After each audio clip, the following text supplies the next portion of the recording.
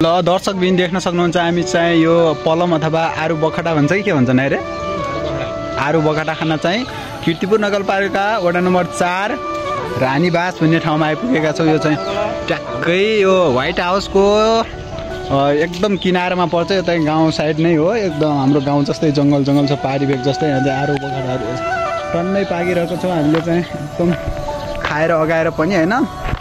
यहाँ देख्न सक्नुहुन्छ त्यहाँ टाढा टाढाको एकदम पाकेको है। त्यहाँ चाहिँ एकदम सस्तो रहेछ, 60 रुपियाँ किलो होइन। आज चाहिँ खाना खानु पर्दैन होला साथीहरू यार, टन्नै गाईको के कसो। हाम्रो भोला चाहिँ एकदम उच्या ऊ तल बेसीमा बस्छन् है।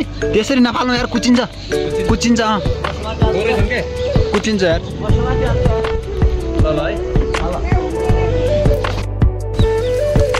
देख्न सक्नुहुन्छ साथीहरू आज चाहिँ हामी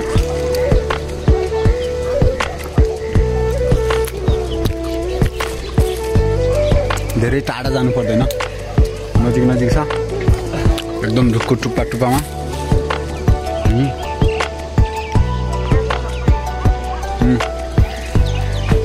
देख्न सक्नुहुन्छ एकदम रुखो चरेर खानाको फलफुलहरू, रुखो चरेर खानाको मजा बेग्लै हुँदो रहेछ। डुमर झरिसक्यो हो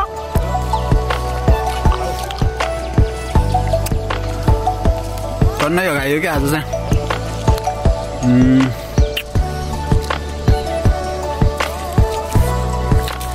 ल म पनि झर्छु है अब।